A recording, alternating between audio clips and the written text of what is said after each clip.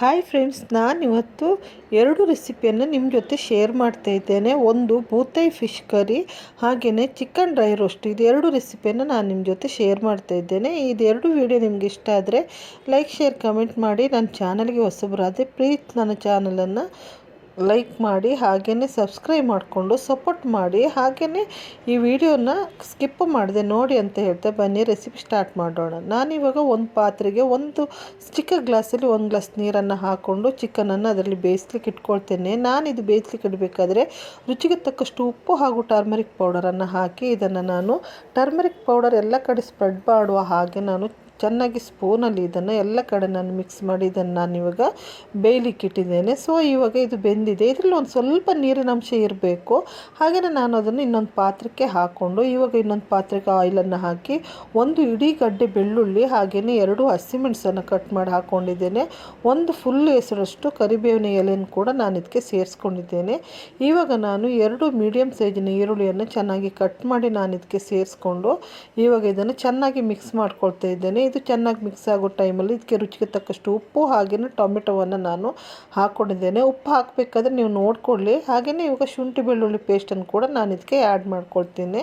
ಇದನ್ನು ಇವಾಗ ಮತ್ತೆ ಚೆನ್ನಾಗಿ ಮಿಕ್ಸ್ ಆದ ನಂತರ ಟರ್ಮರಿಕ್ ಪೌಡರ್ ಒಂಚೂರು, ಹಾಗೆ chilli powder, garam masala powder, ಧನಿಯಾ ಪೌಡರ್, ಜೀರಾ ಪೌಡರನ್ನು ಹಾಕ್ಕೊಂಡಿದ್ದೇನೆ.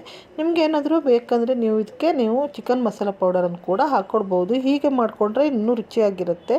ನೋಡ್ಬೋದು ಇವಾಗ ಯಾವ ರೀತಿಯಾಗಿ ಕಲರ್ಫುಲ್ಲಾಗಿ ಕಾಣ್ತಾ ಇದೆ. ಇದು ಇನ್ನೂ ಚೆನ್ನಾಗಿ ನಾವು ಇದನ್ನು ಮಸಾಲೆಯನ್ನು ಆಯಿಲಲ್ಲಿ ಹುರ್ಕೊಂಡಿದ್ದೀವಿ.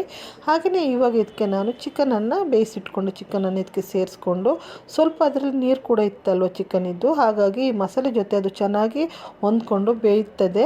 ಇವಾಗ ನೀವು ನೋಡ್ಬೋದು ಹೇಗೆ ಕಾಣಿಸ್ತಾ ಇದೆ ಅಂತ, ತುಂಬಾ ಕಲರ್ಫುಲ್ಲಾಗಿ ಬಂದಿದೆ ಅಲ್ವಾ. ಇವಾಗ ನಾನು ಇದನ್ನು ಇವಾಗ ಲಿಡ್ ಕ್ಲೋಸ್ ಮಾಡಿ ಈಗ ಮತ್ತೆ ಓಪನ್ ಮಾಡಿ ತೋರಿಸ್ತಾ ಇದ್ದೇನೆ. ಇವಾಗ ಈ ಹಂತದಲ್ಲಿ ಇದರಲ್ಲಿ ಹಾಕಿರುವಂಥ ಎಲ್ಲ ಮಸಾಲೆಗಳಲ್ಲಿರುವಂಥ ನೀರೆಲ್ಲ ಚೆನ್ನಾಗಿ ಒಣಗಿ ಇದು ಫುಲ್ ಡ್ರೈ ರೋಸ್ಟ್ ಆಗಿದೆ. ಇದು ಈ ರೀತಿಯಾಗಿ ಬಂದರೆ ತುಂಬಾ ಚೆನ್ನಾಗಿರುತ್ತೆ ಇದು. ಹಾಗೆಯೇ ಇದು ಕೊನೆಯಲ್ಲಿ ನಾನು ಇದಕ್ಕೆ ಒಂದು ಸ್ವಲ್ಪ ಕೊತ್ತಂಬರಿ ಸೊಪ್ಪನ್ನು ನಾನು ಇದಕ್ಕೆ ಆ್ಯಡ್ ಮಾಡ್ಕೊಂಡಿದ್ದೇನೆ. ಹಾಗೆಯೇ ಇದು ನಾನು ಸರ್ವಿಂಗ್ ಬೌಲಿಗೆ ಹಾಕಿ ಕೂಡ ನಿಮ್ಮ ಜೊತೆ ಶೇರ್ ಮಾಡ್ತಾ ಇದ್ದೇನೆ ಇವಾಗ ನೋಡಿ.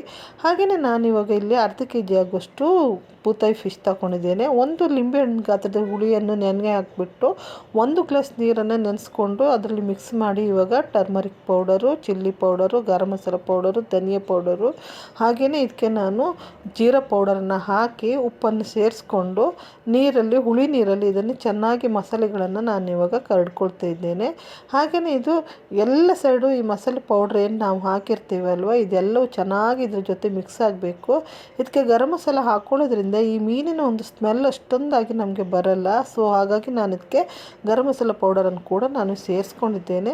ಇದು ಮಸಾಲೆಗಳ ಪೌಡ್ರೆಲ್ಲ ಗಂಟು ಹಾಕದ ರೀತಿಯಲ್ಲಿ ಸ್ಪೂನಲ್ಲಿ ಒಂದು ಸ್ಪೂನ್, ಈ ಚಿಕ್ಕ ಸ್ಪೂನ್ ತಗೊಂಡು ಚೆನ್ನಾಗಿ ಇದನ್ನು ಮಿಕ್ಸ್ ಮಾಡಿ ನಾವು ಇದನ್ನು ಬಿಸಿ ಮಾಡ್ಕೊಳ್ಳಿಕ್ಕೆ ಇಟ್ಕೊಳ್ಬೇಕು.